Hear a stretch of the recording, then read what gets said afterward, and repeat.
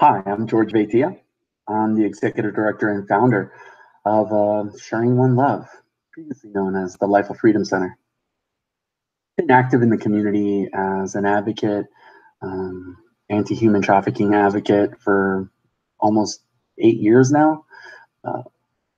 And this message is going to be a weekly message that we're going to send out because often just get so busy that I neglect to communicate just the amazing work that's happening.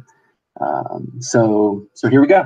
Okay, I promise I'm going to try to keep this as close to 15 minutes as possible, and be diligent in delivering this every Monday to you. Because yeah, it's lonely out there, man. You know, when you're trying to help, when you're trying to work with others, we get busy with the work, and we sometimes forget that it takes a village, it takes a family, it takes a community. It's the lack of those things, it's isolation, it's lack of community that are sources of the problems that we're trying to address. And hopefully through these messages, we can just feel better, more, carry higher integrity, achieve intended results. Okay, so let's get started. So what's happening this week? Well, we're rebooting. What's a reboot and why do it? Years ago, formed the Life of Freedom Center. It was a physical place in the middle of Miami that was open to both minors and adults that were victims primarily of sex trafficking. And, we gathered partners together. We were able to help. And through the years, we realized, well, there were some shortcomings to that model. One was just distance and accessibility. Not everyone has a car. Not everyone has 2 to 3 hours to take a bus ride to their community, to this community center. And in fact, by being where we were putting some people at risk because they were in fact exchanging services, let's say, or relying on those that were actually exploiting them to get the help that we were providing. Plus the turnaround of taking 2 to 3 hours to make it to a center, to meet with someone for maybe an hour, just made it difficult for people to continue this over the long term.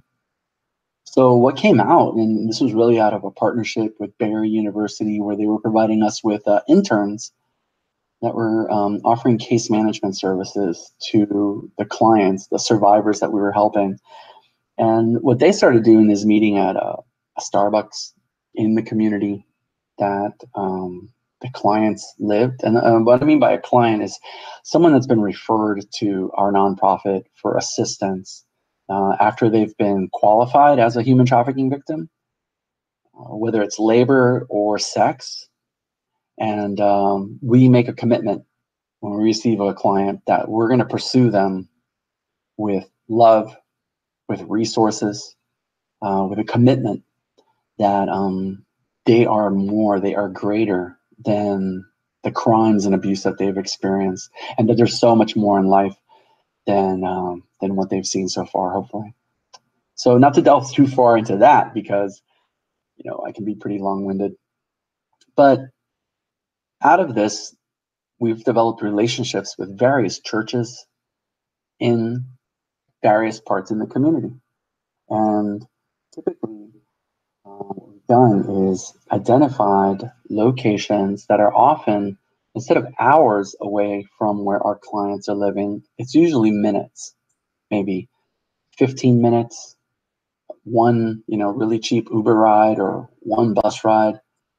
And what we found is that not only was it easier to meet with these people for them because they're making it to the appointment. It's one thing to have the sources and the resources. There are plenty of service providers in our community here in South Florida that offer services to these people just like us. But getting to them, being safe when they're getting these services, and also building a long-term relationship were some obstacles, So what we found is that as soon as we started bringing people into churches to meet, they're not coming in for a Sunday service, they're actually coming in while the church is rather quiet in the evening or during the day, and we'd set aside a room, with privacy.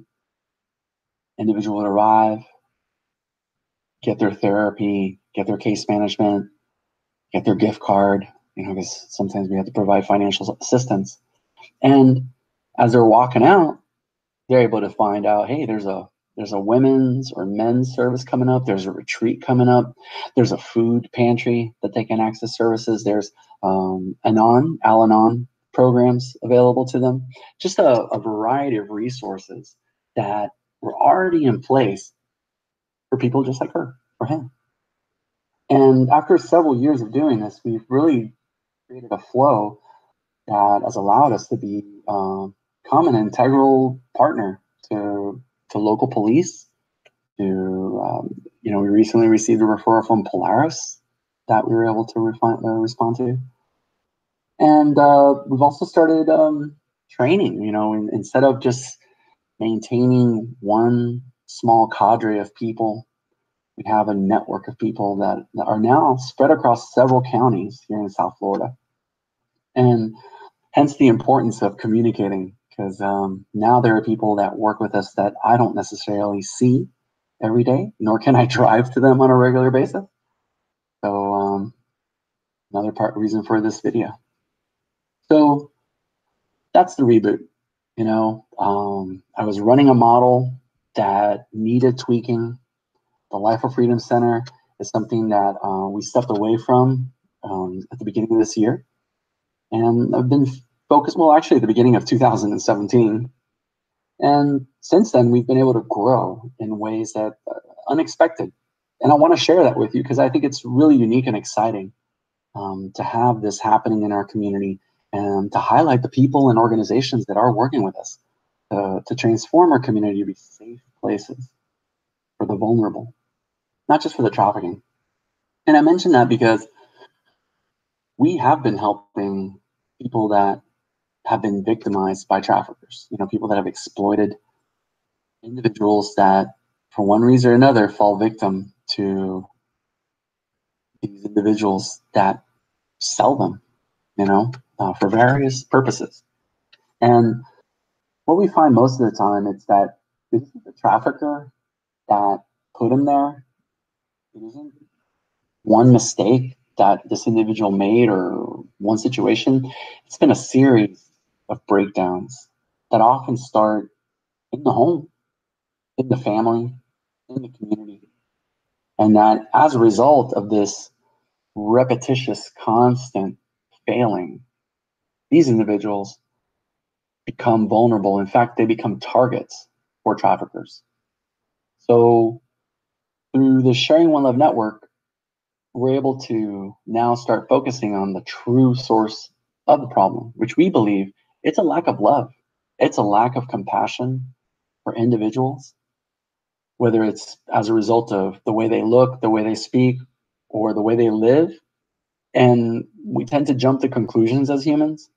And we're jumping to conclusions before we process this through a loving vision, our eyesight. Are we looking at this situation out of love or out of spite? Are we tackling the situation out of love or out of anger? And I have found that the more we talk about love, the more we can talk with more people. And I'm really excited to share about that. So the reboot, you'll see, we'll start using the Life of Freedom Center a lot less. You'll start seeing Sharing One Love. And instead of just me, doing a lot of the work or positioning myself to be available, we'll talk about our partners and what they're doing and their commitment. So hopefully that'll encourage them to continue. And for us to, instead of working as little islands, to come together and start serving as one community so that everybody gets all the help they need. So what does that look like? What does it look like, this Sharing One Love network? And well, a few things that we're doing this week. This Wednesday, we are starting, we're hosting our first training event for hotels that operate on Southwest 8th Street.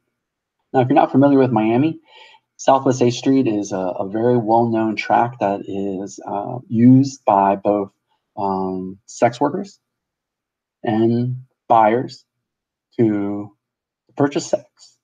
There are strings of hotels that are on that street, and these locations are tied to investigations, missing persons. Often we're called in after the fact to talk to people, to assist people that have a history of exploitation on that track. And what we want to do is bring in awareness and just the ability for, give an opportunity for these hotels to take a proactive role in addressing this issue and making their businesses safer for their customers. So we've entered in a partnership with a local hotel chain named Executive Fantasy Hotels. And this Wednesday, we'll be training their managers in how to identify human trafficking, both labor and sex, and what to do in response to these possible scenarios. We're bringing in some partner programs, such as Trent Steele from Anti-Predator Project. They've been conducting investigations dealing with missing persons that have had activity on Southwest 8th Street. And we're working with Shanika Ampa. I forgot the name of her ministry again, and I'm so sorry. But Shanika Ampa is a local survivor advocate that is just tirelessly out there connecting with mainly children that have been exploited, and she shares her story of living that life as a child and what she's been able to do since then. Because it's really key here. Even though it's been horrible what happens to kids when they're being exploited in our community, there's still so much of life left. And Shanika offers a tremendous testimony as to how much life you can live after the fact. And we need more stories like her. And Trent is just a tireless, advocate, investigator who has just been kicking nonstop to find the truth about missing kids and how they end up not with us anymore. It's really hard work. So with the three of us, and also Carmen Duran from the Miami State Attorney's Office. So together we'll be training, providing curriculum. Actually, we end up with a handbook for these managers to keep, at the front desk. So they know, not only they, but their employees know how to identify and report suspected activity. So keep it in prayer. Let us, if you're interested in knowing more, we're going to be putting up links for other hotels to sign up.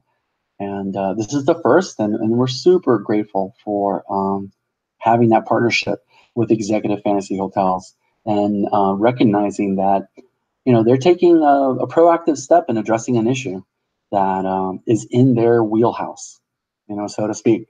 So by addressing it, hopefully we'll all come out with better results. Another thing we're doing this week is we're working with local nonprofits in providing a case management software system for everyone. If you have been involved in serving, responding to a potential victim of human trafficking, you know just how hard it is to piece together the history of what's been happening. Often when we receive a referral, and it could be from anywhere, Polaris, Department of Homeland Security, Miami-Dade State Attorney's Office, my local church, we know zero about what's going on. And what we've realized is that the sooner we have information, the quicker we have accurate information, the quicker we're able to respond with an effective response, not something that's shorthanded. Also, case management software allows us to keep track of what's been happening with an individual in the community. Now,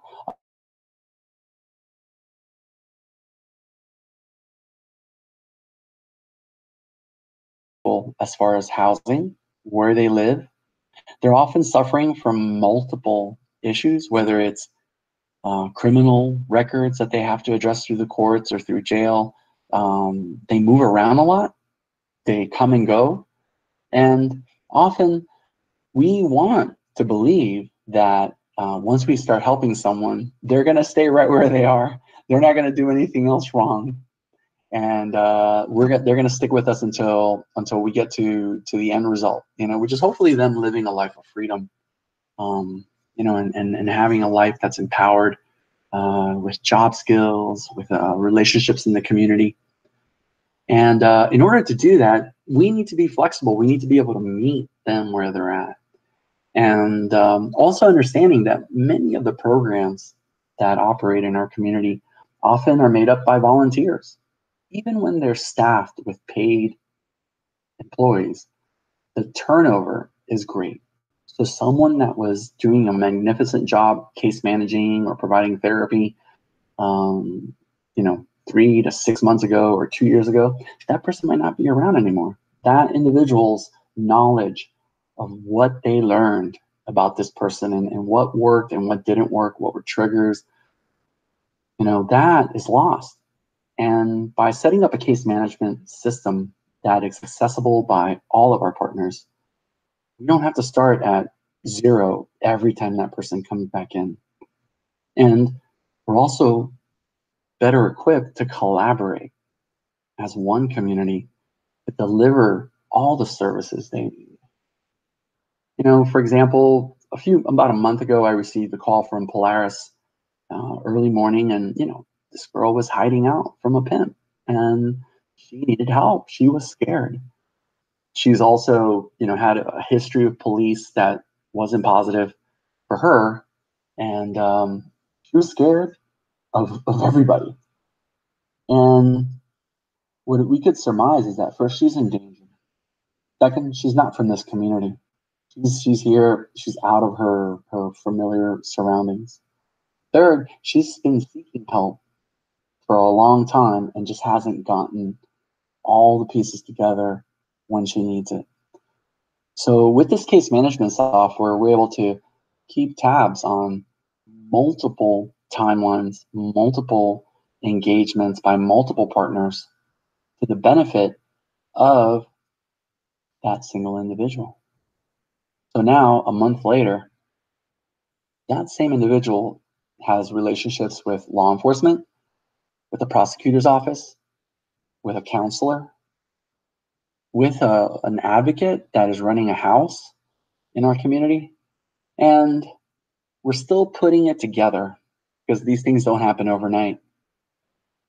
She's also been thrown out of a well-established program, and we need to know that, because sometimes, unfortunately, there's a lot of agendas out there that we find, and these agendas don't necessarily provide better services to our clients in the community. So we're training Glory House of Miami in how to use this case management software. Later this week, we'll be up in West Palm, meeting with about half a dozen different programs in the community. Some of them have been working with us for many years using the system. Others, they're going to learn about it for the first time. But all of us are going to have an opportunity to finally bond together, regardless of our funding source, regardless of where we're coming from. If you're vetted, if you're part of a community, if you want to make a difference, you can access the same case management software. And if you want to know more, there'll be a link. Post a comment. There'll be a link on our blog page for this video, because we want you to be part of it. This is not an exclusive program. And as a nonprofit, this is what we're giving back to the community. Another area that we've been excelling in is training. Previously this year, during the first 4 months of 2018, we hosted 18 different colleges from around the nation: Michigan State, Stonehill, LaSalle, University of California, San Diego. The list goes on. And these schools spent a week with us learning on prevention, how to conduct outreach, what's a proper response to a victim of human trafficking as a community member. And they've been taking these skills back to their community and engaging. Sometimes it becomes really fruitful. Out of LaSalle and Philadelphia, they're they're forming. They were already in the process, but we kind of like provided the partners and the insight to go forward in establishing a coalition in Philadelphia for them to be that platform for change to happen. Other schools, I haven't been able to keep track of them all, but I'm excited to share that already we're getting rebookings. We've got Michigan State coming back. We've got Stonehill College coming back, LaSalle University. And those are all just for the first few weeks of the year. So it's really exciting. And what we're teaching them are firsthand accounts from frontline experts. Programs like Trent from Anti-Predator, Shanika Umpa, Carmen Duran from the Miami-Dade State Attorney's Office, Sam Razawi, a professor from Barry University, as well as a local counselor, licensed mental health therapist. Just different perspectives that share on what it takes to not just respond effectively, but to keep responding. Because this type of activity, when you're advocating, for others, it's hard work. There's literally no like award system that you get when you're responding. Often it's a lot of work. It's very tedious. It sometimes feels really repetitive, or it's hard to tell if you're progressing at all. But listening, I think these college students have been really drawn to just witnessing what kind of community South Florida is and what we're doing in response to trafficking. So if you want to know more, please, we'll put a link to our Alternative Breaks program. It is still open. We have slots going from January all through April. And a lot more exciting stuff happening there. I'll be looking forward to sharing next week on that. So another thing we're doing this week is, we've been doing it for a few. And when I say we, it's really our members and the people that I work with. But one thing that we're starting is brand new is a podcast, Sharing One Love podcast. And hopefully the podcast is an opportunity to further extend this accessibility to insight, to the truth as to what constitutes an effective and loving response to not just human trafficking, but to the vulnerable people in our community. I want to reiterate, human trafficking victims don't just wake up one day as a human trafficking victim. They often were victims long before they ever deserved to be victims, at no fault of their own. Usually as children, they are victims of other crimes, other acts that come out of hate and neglect and abuse. So responding to the vulnerable is a better response to human trafficking.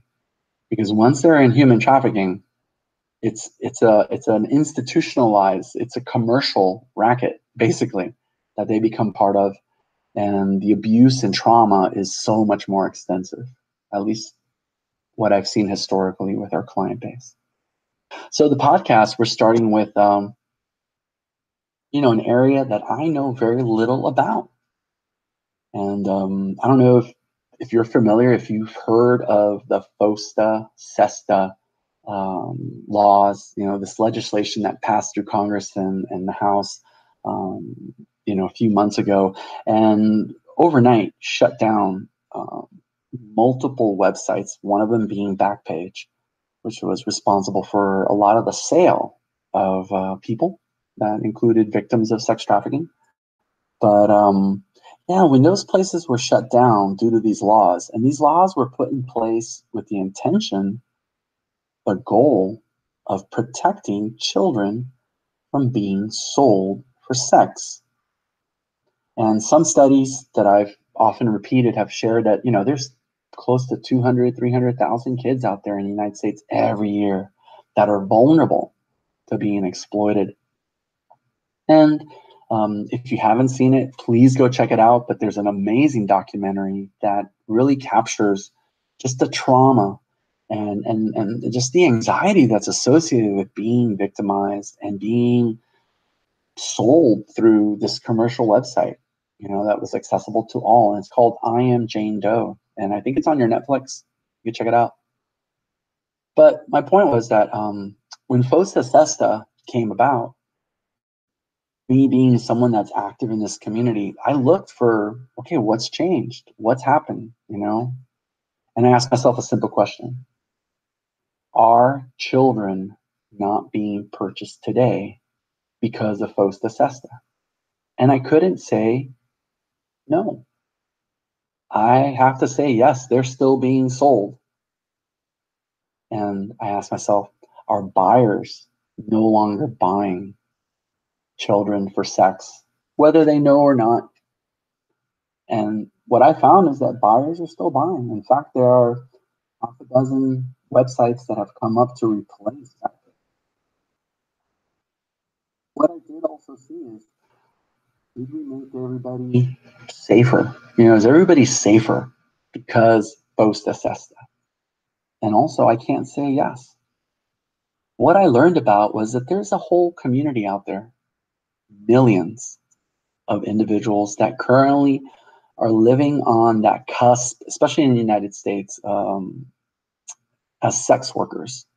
These are individuals that pursue a lifestyle where they sell themselves, they sell services, as escorts. And there were millions of these people that were selling themselves these services. Excuse me, trying to watch my language because it's key. It's so important to be careful about what kind of language we use when it comes to describing what's actually happening out there. But back to these sex workers, what I heard, what I saw, what I started reading, there are millions of people put into desperate situations where on a Thursday night, they had control over their, albeit chaotic lives. They had control through being able to screen customers, being able to choose if yes or no, if they were going to meet with someone, to agree on price. And I'm not condoning any illegal activity here. I am speaking about licensed escort services, escort providers, both male and female, that overnight they lost the ability to make a living doing what they were doing.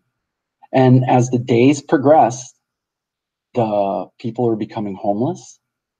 People are getting evicted.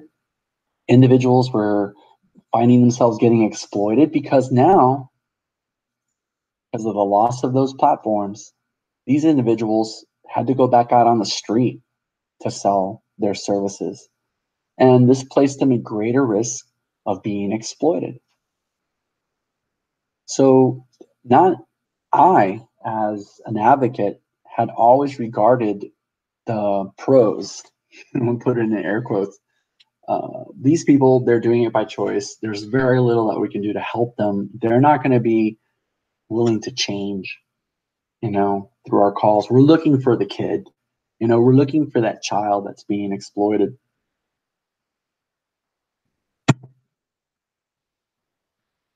So, sorry. And what I found is that even though there were all these people that apparently were put into very dangerous situations, they were not getting a response. In fact, none of my providers, none of my partners were equipped to help. There's no remedy for these individuals. They were almost, in one quote, it was a collateral damage that was expected to happen as a result of Fosta Sesta. And honestly, my heart doesn't accept that. If we're coming out of love, how can we regard one individual more important than the other? That's not the way that I learned how to respond. And I needed to know more. So what I did is I reached out to sex worker advocates, in fact. Went on the web. And fortunately, there are a few people there that have firsthand knowledge on sex work, and both in the United States and out of the United States. And, I've been picking up quite a bit of additional information that really I've had to consider by its origin, its validity, its truth, and also the weight that it should have on the decisions and the strategies that we choose to implement as a society. And honestly, I'll be honest. I hope you believe I am being honest, but we need to make some changes because we're not responding in a complete manner. Trafficking, if you know anything about it, it's not something that we can end with one big law enforcement event. We can't host enough awareness events and still get to those kids. That 1 in 4 girls, 1 in 7 of our boys, that as children they're being sexually abused in their own homes at the hands of people that their own family trusts. We are in a time and a position to make these changes and actually build a better response. So in communicating with these sex workers, I'm learning. We're recording this and we're hopefully able to put it out there for you, the community, to absorb and to comment on. Again, I don't have the answers. I just know that currently the results are not as we want them to be. They're not what people want us to believe they are. As Americans, we want to think that whenever we come together, we're going to achieve a result. And if FOSTA SESTA is any indication, is that that was just a volley, and it was a volley because we don't want to pursue the real answers. We don't want to pursue the real solutions. We don't want to understand this problem for what it is. And we continue down the track of FOSTA SESTA, we're losing rights. We're losing the ability to just speak freely about things that maybe someone doesn't agree with. And that kind of scares me. And I'm not a legal expert, but if you are, please let me know. But FOSTA SESTA represents a huge infraction on our constitutional rights. And if we're doing it because, well, that's going to save children, then where are the children that are being saved from FOSTA SESTA? Because a single child has not stopped running away because Backpage doesn't exist. The value of a child to a sex trafficking ring did not diminish. Actually, it increased because now it's harder to get to them.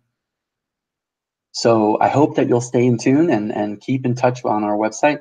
That podcast will be coming up pretty soon. I'm sorry about the background noise, but I am at home and my family is arriving from VBS. And hopefully that's what I do. I work from home so I can be available. So hopefully, again, communicating as a network provider instead of running one center in Coral Gables that was only available to a handful of people, this podcast is viewable all over the world. You can comment about it at any time, and I will be available to respond, not just myself, but my partners who are gaining a voice through this platform. And what I want to finish up with is just something to chew on. If anything I've said today has troubled you or unsettled you, I hope it has.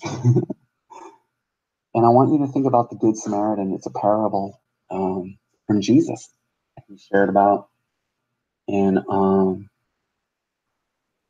Luke. Let's see, was it Luke or Matthew? Oh, great, I lost it here. Well, parable goes that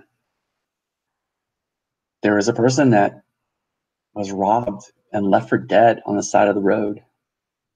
And, on that road that was being traveled by various people, it came across a Pharisee. Pharisee at that time was someone that was, a highly appointed religious individual, a figure in the community. that has all the knowledge is transferring the love of God, the knowledge of God to the community. And when that Pharisee saw that that person on the side of the road was not like them, person said, oh, I don't want to deal with that. He went as far as he could around that person. Okay? And so forth. People that have the ability to respond don't respond because they don't want to be associated with that person on the side of the road. They don't want to know about it. And what Jesus taught us was that he brought up a Samaritan. And a Samaritan in those days was someone that was like of the lowest. Nobody wanted to associate with a Samaritan. If you were Israeli or Jew, you did not want to have anything to do with Samaritans. So he brought up this individual, a Samaritan, that was walking down the street. He saw the thief. He saw the issue. He learned about it. He felt brokenhearted about it, and he acted upon it. And what he did is he took that thief off the ground. I mean, not that thief. He took that victim up from the ground, took him for lodging, provided for him to be in a safe space to get food and to recover. Right? And he didn't do it for any laurels or any acknowledgement. He did it because he understood a principle that we need to love each other. And we can't be judging each other. We can't filter that love just for people that agree with us or look like us or are living a lifestyle that we want to live. So I ask you, just consider that. Are we being a good Samaritan in responding to human trafficking and disregarding people like sex workers? Okay, people that often are disregarded. And did Jesus only have Pharisees and Sadducees in his company? In fact, much of the gospel highlights the fact that when Jesus started, the remarks were, what are you doing hanging out with prostitutes and tax collectors? And Jesus said, I don't come here to help the healthy. These are the people that need me, and I'm here for them. Are we here for everybody?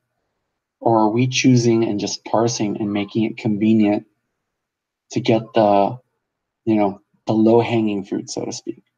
Are we judging before we're acting out of love? Can you be judgmental and loving at the same time? Let me know your thoughts. Put them in the comments. Email me. Find me on my website. All those links are below. And I thank you again for joining me on this Monday message. And keep in touch. Keep praying. I look forward to catching up with you guys soon. God bless.